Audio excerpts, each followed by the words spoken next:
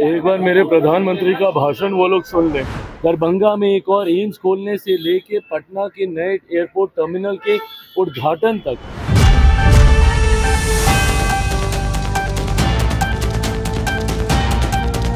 नमस्कार, मैं सुप्रीम मानसी और आपने देखना शुरू कर दिया है एकदम कड़क। तो हाल ही में एयरपोर्ट पहुंचे चिराग पासवान ने मीडिया से वार्ता करते हुए, संवाद करते हुए साधा निशाना विपक्ष दलों पर। कहा उनका काम है आलोचना करना। अगर एक बार प्रधानमंत्री नरेंद्र मोदी के भाषण को अच्छे से सुन ले तो उनके जितने भी सवाल है उनको जवाब मिल जाएगा।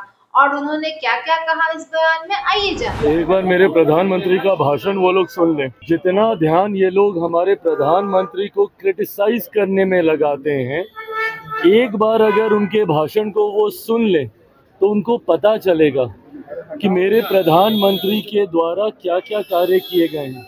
आज का उनका पूरा भाषण सिर्फ और सिर्फ विकास और डेवलपमेंट पर ही आधारित था कि हमारी सरकारों ने पिछले 11 साल में क्या किया है।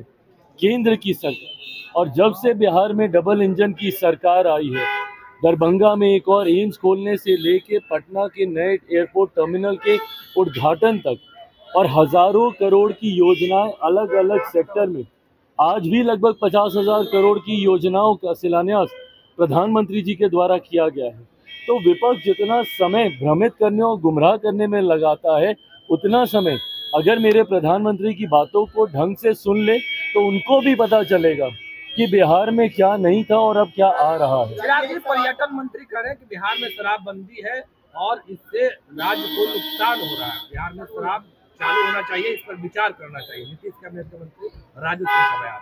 भाई, अगर कभी ऐसा कोई औपचारिक प्रस्ताव आएगा तो पार्टी बैठ के अपना उसमें मत रखेगी, बट अभी ऐसे ही किसी एक विषय और जो कि पूरी तरीके से नीति पॉलिसी मैटर है, उस पर हल्के से कोई बयानबाजी करना कतई उचित नहीं। सवाल है, आपने कहा कि आपके कार्यकर्ता चाहते हैं कि मुख्यमंत्री आप बने, एक ऐसे ओहदे पर पहुंचे जहां आपके कार्यकर्ता चाह रहे हैं। चिराग जी, इसको कैसे समझेंगे? अरे प्रभु, मैंने कतई ऐसा नहीं कहा। कौन सी जगह पे आपने मेरी इस बात को सुन लिया? जब सवाल ये पूछा जाता है कि आपके कार्यकर्ता चाहते हैं, तो वो हर दल का कार्यकर्ता चाहता है। मैं खुद कार्यकर्ता होने के नाते मेरे नेता, मेरे पिता आदरणीय रामविलास पासवान जी को बिहार के मुख्यमंत्री पद पे ही नहीं बल्कि देश के प्रधानमंत्री के पद पे मैं देखना चाहता था। यह हर कार्यकर्ता की भावना अपने नेता के प्रति होती है और होनी भी चाहिए, और उसका हम सब सम्मान करते हैं।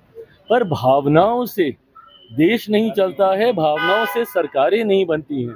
आज की तारीख में बिहार में ना मुख्यमंत्री पद की कोई वैकेंसी है और ना ही इसके लिए लोक जनशक्ति पार्टी रामविलास की तरफ से कोई प्रयास किया जा रहा है। इतना जरूर है कि एनडीए की एक मजबूत सरकार बने और विकसित बिहार के बनाने के लक्ष्य के साथ जो हम लोग आगे बढ़ रहे हैं, उसको हम लोग पूरा करें। जैसा कि आपने देखा, विपक्ष दलों को करारा जवाब देते हुए चिराग पासवान ने कहा, आलोचनाएं करना काफी आसान है मगर काम करना उतना ही मुश्किल। जब वर्तमान की सरकार कार्य कर रही है तब विपक्ष के दल उंगली उठा रहे हैं उनके काम पर। इससे पहले पूर्व की जो सरकार थी उसने कोई कार्य क्यों नहीं किए? उन्होंने झूठे दावे और वादे किए और जनता को बेवकूफ बनाने की कोशिश की। और अब बिहार में उन्नतिशील प्रगतिशील कार्य हो रहे हैं तो विपक्ष दल सक्रिय हो गए आलोचनाओं करने में। जबकि प्रधानमंत्री नरेंद्र मोदी ने अपने भाषण में साफ साफ बिहार की उन्नति एवं विकास को लेकर अपनी जो चर्चाएं हैं उनको की है बिहार की जनता से।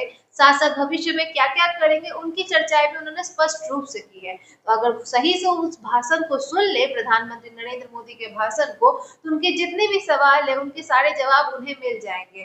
बाकी आलोचना करना ये तो उनका निजी फैसला है। आपकी इस पर क्या राय है? कमेंट बॉक्स में हमें साझा करें। आप चिराग पासवान की बातों से कितना सहमत है ये भी हमें कमेंट बॉक्स में जरूर बताएं। और ऐसी अपडेट्स के लिए बने रहें एकदम कड़क के साथ। सब्सक्राइब करें, बेल आइकन दबाना ना भूलें ताकि आपसे कोई भी अपडेट्स मिस ना हो जाए। देखने के लिए एकदम कड़क धन्यवाद।